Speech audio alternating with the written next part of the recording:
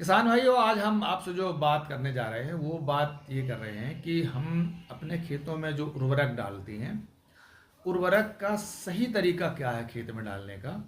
और धान की खेती में जब हम उर्वरक का उपयोग करते हैं तो उस कौन सी उर्वरक का उपयोग करें और कैसे करें, इसके बारे में हम आपसे आज इस चर्चा करने जा रहे हैं। तो धान की खेती के लिए मित्रों सबसे ज़रूरी चीज़ होता है वो होता है फास्फोरस और नाइट्रोजन। ये दोनों तत्व जो है हमको, ये आपको डीएपी और यूरिया में मिलते हैं। तो जो डीएपी है ये डाई अमोनियम फॉस्फेट कहलाता है। तो ये जो डीएपी का मतलब है कि दो अमोनिया के अणु और एक फास्फोरस। तो अमोनिया एक तरीके से नाइट्रोजन का ही रूप है। तो जब हम डीएपी डालते हैं तो उसमें मतलब अमोनिया के माध्यम से नाइट्रोजन ऑटोमेटिकली मिल जाती है आपको। लेकिन आप अगर अलग से भी थोड़ा उस समय बोनी के समय भी अगर आप 10 किलो प्रति एकड़ के हिसाब से नाइट्रोजन डाल लेते हैं, माने यूरिया अगर आप डाल लेते हैं, तो ये आपको ज़्यादा कारगर होगा। तो इसको हम कैसे डालें? तो जो डीएपी है, पहले तो ये है कि मित्रों डीएपी हमको बोनी के पहले ही डालना चाहिए।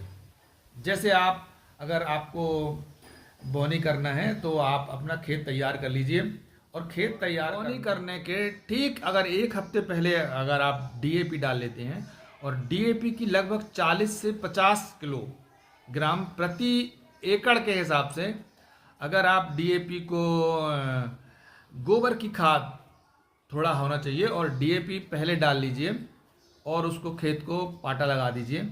इससे आपके खेत में जो डीएपी है वो सक्रिय हो जाएगी, और एक हफ्ते के अंदर जो उसका फास्फोरस है वो ज़मीन पे अंदर नीचे की तरफ चला जाएगा। और जब आप धान की बोनी करते हैं एक हफ्ते बाद, तो उसको अंकुरण के समय से ही आपकी धान को डीएपी के अंदर जो फास्फोरस है वो आपको उसका पोषक तत्व मिल जाएगा, और आपका जो पौधा है वो बहुत मजबूत उगेगा।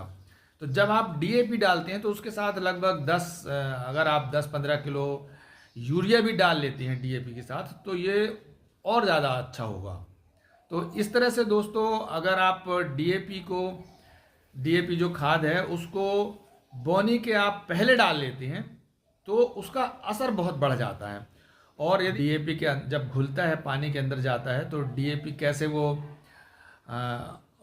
फास्फोरस और अमोनिया अलग अलग हो जाते हैं, तो वो एक रासायनिक क्रिया होती है, और उस रासायनिक क्रिया में एक ऋण आयन होता है और एक धन आयन होता है, जिसकी वजह से आपकी ज़मीन में जो और अन्य पोषक तत्व होते हैं तो उसका एक समीकरण बनता है, और उस समीकरण में ज़्यादातर समय पे डीएपी का जो प्रभाव है वो जड़ों तक नहीं पहुंच पाता है, वो जड़ों तक पहुंचने में उसे रोकता है।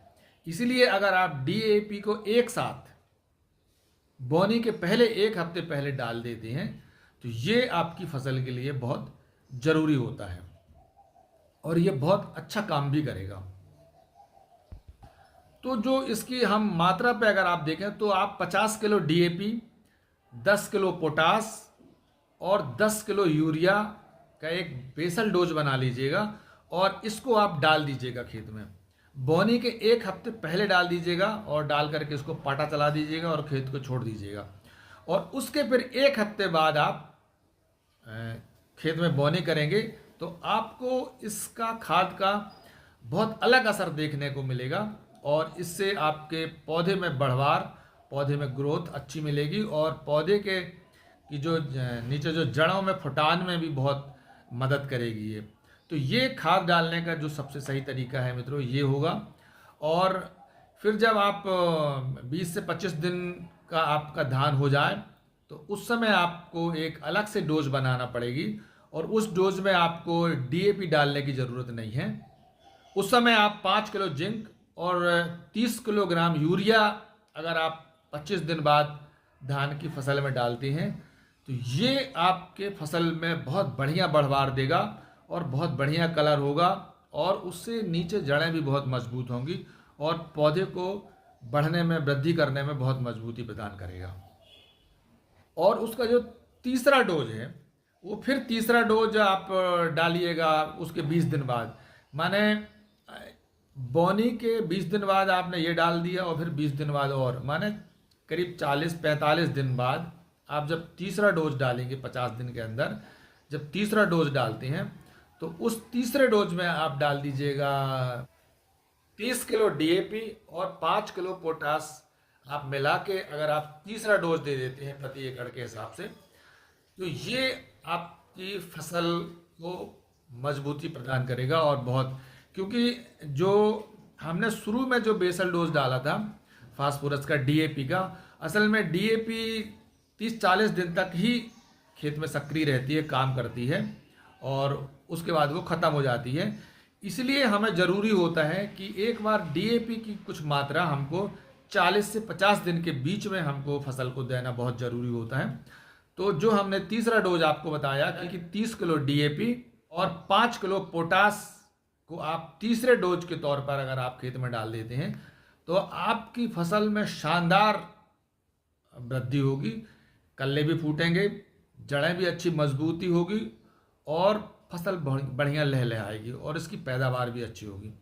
तो ये दोस्तों, ये था खाद का सही तरीका। और हम पुनः आपसे ये कहते हैं कि आप इन तरीकों को आप हमसे ज़रूर समझ रहे हैं, लेकिन आप फिर भी एक बार अपने कृषि विस्तार अधिकारी, सहायक कृषि विस्तार अधिकारी और जो कृषि विज्ञान केंद्र हैं, वहाँ पे जो वैज्ञानिक हैं, उनसे आप ज़रूर मिलिए और अपना नॉलेज बढ़ाइए और खेती बाड़ी को अच्छे से करिए। धन्यवाद।